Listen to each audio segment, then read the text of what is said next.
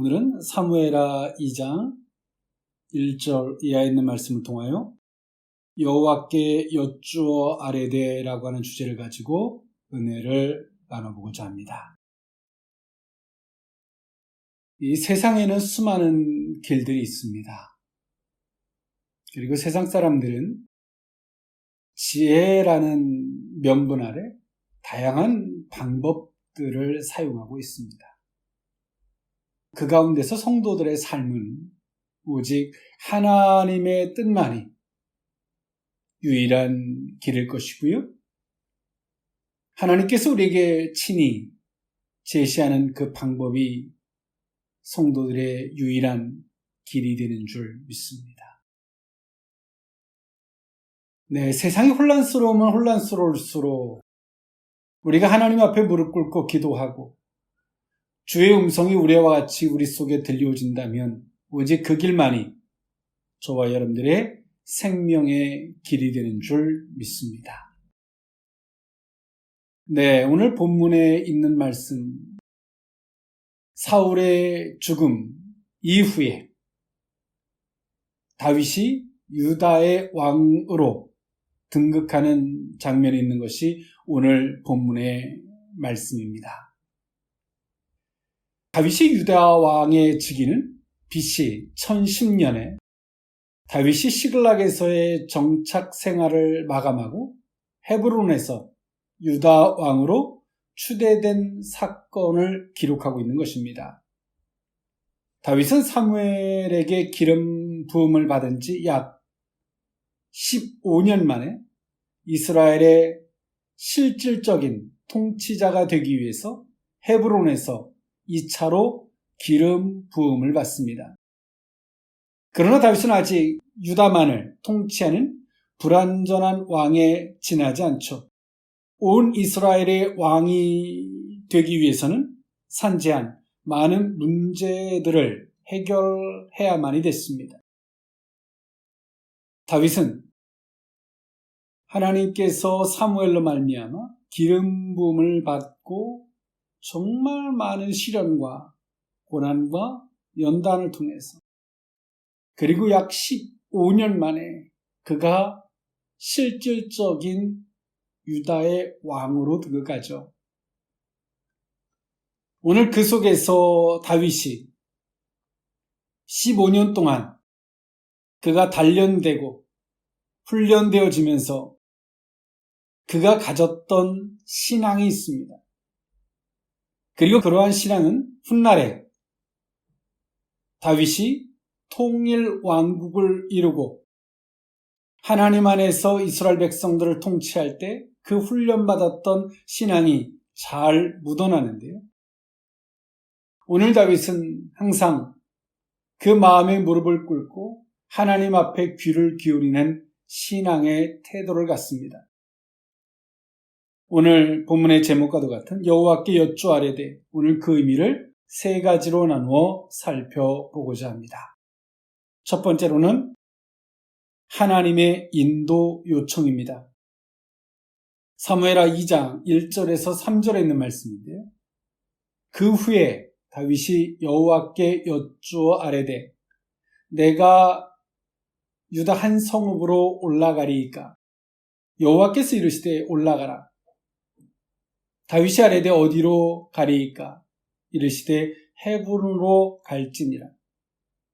다윗이 그의 두 아내 이스라엘 여인 아히노암과 갈멜 사람 나발의 아내 되었던 아비가일을 데리고 그리로 올라갈 때에 또 자기의 함께한 추종자들과 그들의 가족들을 다윗이 다 데리고 올라가서 헤브론 각 성읍에 살게 하니라. 아멘. 다윗의 정적이었던 사울이 죽죠. 아멜렉과의 싸움에서 죽습니다. 그리고 아멜렉의 소년이었던, 그러면서도 이스라엘의 군대의 한 사람이었던 소년이 와서 사울을 죽이고 사울의 죽음과 그의 아들 요나단의 죽음을 다윗에게 통보합니다. 오늘 이 소년이 다윗에게 이렇게 통보하면 다윗이 큰 상급을 줄 거라고 여겼던 것 같습니다. 그런데 오늘 다윗은 하나님께 기름 부음 받은 자를 내가 죽였다라고 그를 책망하면서 그의 목숨을 거두죠. 그리고 그 일 이후에 있었던 일입니다. 오늘 다윗은 정말 15년 동안 어렵게 했던 장인이었으면서도 정적이었고 끊임없이 다윗의 생명을 취하려고 했던 사울. 오늘 그 사울의 죽음에 대한 소식. 어찌 보면 다윗은 엄청난 해방감과 그 자유와 기쁨을 만끽할 수도 있었을 것입니다. 그러나 다윗은 그러지 않았어요. 도리어 사울과 요나단의 죽음을 슬퍼 애도했습니다. 옷을 찢으면서 말입니다. 그리고 오늘 이 다윗은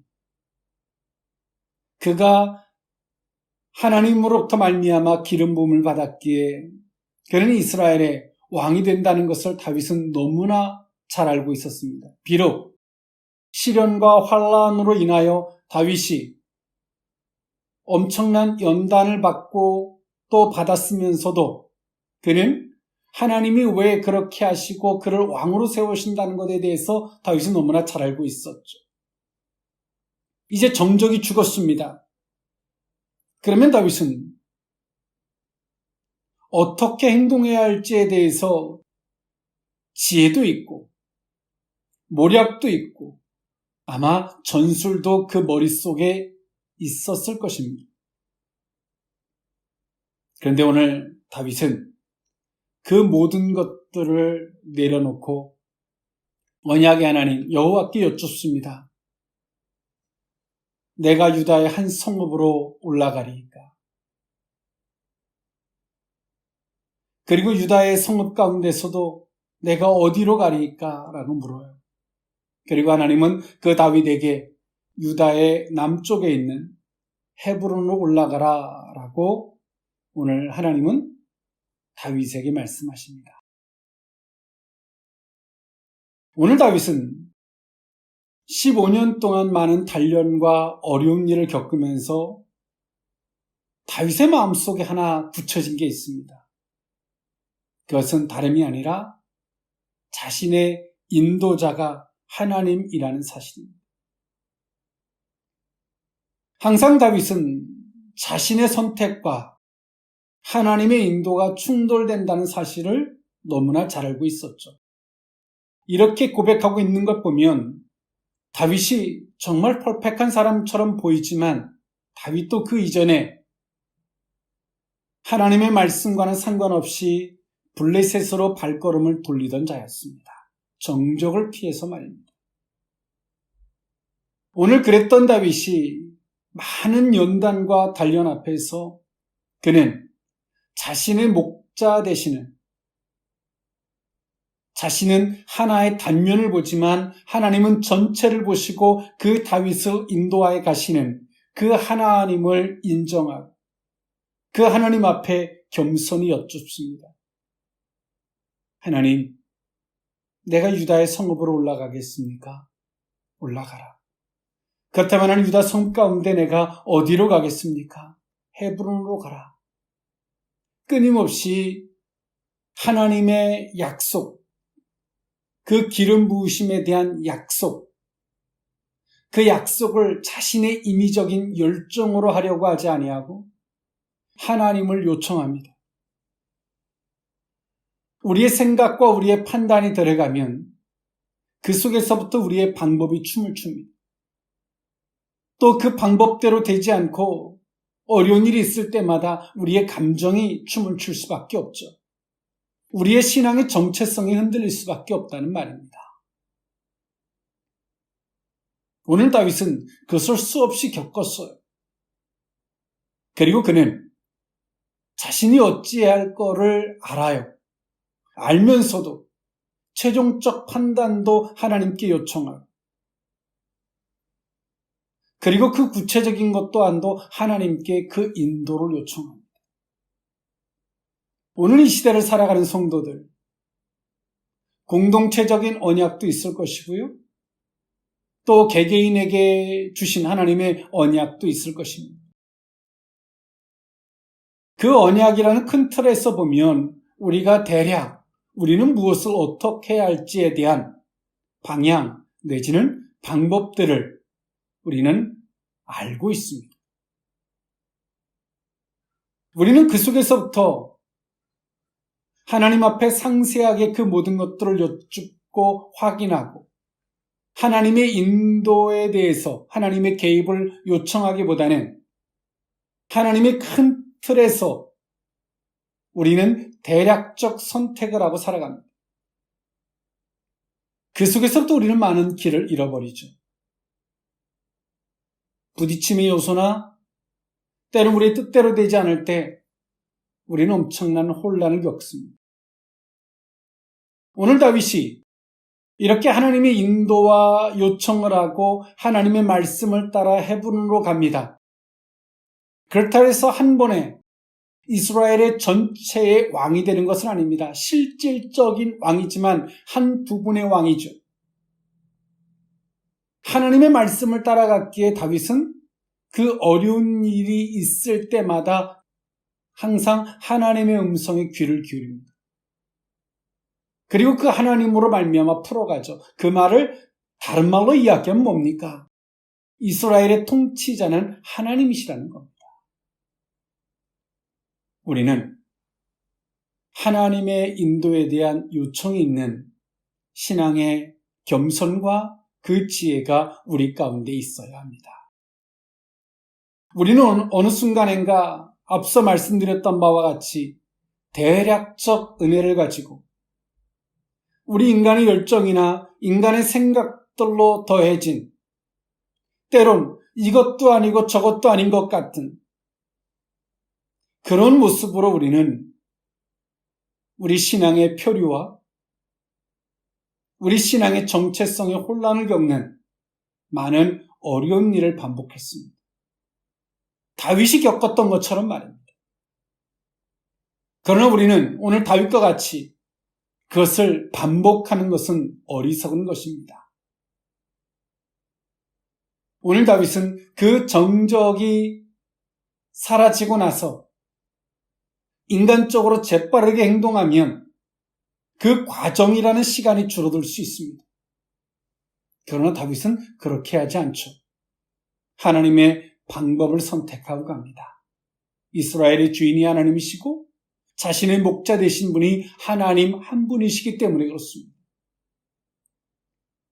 여러분, 우리들의 삶에 대략적인 은혜, 우리의 열정을 더했던 삶을 배제하고 하나님의 인도와 요청을 간구하는 그 신앙의 자리에 서보지 않으시겠습니까? 오늘 그 자리에서 주님을 배우는 이 복된 은혜가 저와 여러분에게 있었으면 좋겠습니다. 두 번째, 여호와께 여쭈아래 될 두 번째 의미는 하나님의 약속을 따라 이행하는 것입니다. 사무엘하 2장 4절에 있는 말씀인데요. 유다 사람들이 와서 거기서 다윗에게 기름을 부어 유다 족속의 왕으로 삼았더라. 어떤 사람이 다윗에게 말하여 이르되 사울을 장사한 사람은 길르앗 야베스 사람들이니이다 하매. 아멘. 오늘 다윗은 유다에 올라가서 유다 사람들에 의해서 기름 부음을 받습니다. 오늘 다윗이 기름 부음을 2차적으로 받은 것은 실질적 왕이 되었음을 표현하고 있는 것인데 15년 전에 하나님께로부터 사무엘에 의해서 기름 부음을 받았던 다윗. 오늘 그는 유다에서 다시금 실질적인 기름 부음을 받고 왕이 되고 있습니다. 오늘 다윗이 이런 선택들을 하는 것은 무엇 때문이었을까요? 그가 욕심이나 권력에 대한 탐욕 때문이 아니라 그의 삶에 볼 수 있고 들을 수 있고 판단할 수 있는 기준이 하나가 있었는데 그것이 뭐냐면 하나님의 약속이었습니다. 15년 전에 하나님께서 다윗에게 기름 부으심을 받게 하시며 이스라엘의 왕이 되겠다라고 약속하셨던 하나님. 다윗은 어떤 시련과 환난 앞에서도 그 약속을 기준으로 모든 것들을 받습니다. 우리가 이 세상을 살다 보면 이해할 수 없는 환경들, 어려움들, 상황들을 겪을 때가 있습니다. 우리는 그 상황을 상황으로 목격하면 우리는 존재 이유를 잃어버립니다. 그러나 오늘 다윗은 항상 하나님의 약속을 잊은 적이 없고 그 약속을 기준으로 자신에게 주어지는 시련과 환난을 있다 할지라도 항상 그 기준으로 그 모든 것들을 대했기에 다윗은 흔들릴 수 있을 줄 몰라도 중심을 잃지 않았습니다. 오늘 그 다윗이 유다 사람들이 기름 부음을 다윗에게 붓고자 할 때 다윗은 그것을 욕심이나 권력적 탐욕에 의해서 그걸 받아들인 것이 아니라 하나님의 약속을 이행하는 것으로 받아들이죠. 그리고 하나님의 약속을 성취해가는, 비록 지금은 유다의 지파의 왕으로 등극하지만 훗날에 이스라엘 전체의 왕이 될 것을 다윗은 알아요. 비록 작고 크고 유다 지파의 단순한 작은 영역에서 보는 것이 아니라 하나님의 약속을 기준으로 보고 그 약속을 이행하여 가시는 하나님을 오늘 다윗은 받아들이고 있습니다. 여러분 알고 계십니까? 하나님은 지금 당신이 약속하신 것을 우리의 삶을 통해서 이행하고 계시다는 것을 알고 계십니까? 그러나 그 약속을 때론 좁은 견해에서 인간적으로 해석하고자 한다면 어떤 오류에 빠질까요? 하나님이 나를 이스라엘의 왕으로 삼으신다 그랬는데 내가 유다 지파의 왕? 이게 뭐지? 하나님이 나를 이스라엘의 왕으로 삼은다 그랬는데 15년 동안 겪는 환난 앞에서 충분히 약해질 수 있죠. 하나님은 약속하시고 그 약속을 이행해 가시는 하나님이신 줄 믿습니다. 앞서서 다윗이 그 신앙에 얼마나 신중했는지를 보죠. 하나님의 인도와 요청에 대해서 다윗이 그렇게 신중했던 것은 다윗은 이제 혼자가 아니에요. 가족이 있고 또 다윗과 함께하는 모든 사람들의 가족들과 다 같이 유다, 헤브론으로 올라갑니다. 이처럼 나를 따르는 많은 사람들이 있기 때문에 혼자 쉽게 판단하고 쉽게 행동하지 않죠. 오늘 다윗의 신중함, 정말 그가 이스라엘의 리더가 되고 있음을 보여주고 있어요. 그런 것처럼 오늘 다윗은 약속을 따라 그것을 이행해 가시는 하나님을 보고 있고 그리고 그 약속을 따라 다윗 또한도 그것을 수긍하고 받아들이는 그런 모습으로 오늘 그 다윗은 서 있다는 사실입니다. 세상은 때론 상황들은 우리를 좁은 식견에서 모든 것들을 바라보게 합니다. 하나님을 해석하게 합니다. 거기서부터 많은 사람들은 하나님을 잃어버리죠. 여러분, 하나님은 우리와 함께 하십니다. 약속하시고 그 약속을 이행해 가신 하나님, 그 하나님의 해석을 하나님의 약속 안에서 바라보지 않으시겠습니까? 또 그 약속에 우리가 부합해야 하는 자로서 그 하나님의 일해 가심을 바라보지 않으시겠습니까? 오늘 그 하나님은 다윗을 유다의 왕으로 올려보내신 이제 실질적인 훈련이 아닌 실질적인 그 자리로 올려보내셨던 하나님, 오늘 우리를 그 실질적인 자리로 올려보내는 그 하나님을 배우는 역사, 우리의 삶에서 그 하나님을 배우는 그 귀한 역사가 저와 여러분에게 있게 될 줄 믿습니다. 마지막 세 번째, 여호와께 여쭈어 아뢰되, 마지막 세 번째 의미는 하나님 안에서의 포용입니다. 사무엘하 2장 5절에서 7절에 있는 말씀인데요. 다윗이 길르앗 야베스 사람들에게 전령들을 보내 그들에게 이르되 너희가 너희 주 사울에게 이처럼 은혜를 베풀어 그를 장사하였으니 여호와께 복을 받을지어다. 너희가 이 일을 하였으니 이제 여호와께서 은혜와 진리로 너희에게 베푸시기를 원하고 나도 이 선한 일을 너희에게 갚으리니 이제 너희는 손을 강하게 하고 담대히 할지어다. 너희 주 사울이 죽었고 또 유다 족속이 내게 기름을 부어 그들의 왕으로 삼았음이라 하니라. 아멘. 오늘 다윗은 하나님 안에서 그 야베스 족속을 포용하는 것을 볼 수 있는데, 이것이 다윗이 실질적인 왕이 되고 난 첫 선정이기도 했습니다. 사울과 세 아들의 죽음을 거두어서요, 에셀 나무 아래 장사한 길르앗 야베스 사람들의 선행에 대한 보고를 다윗은 받습니다.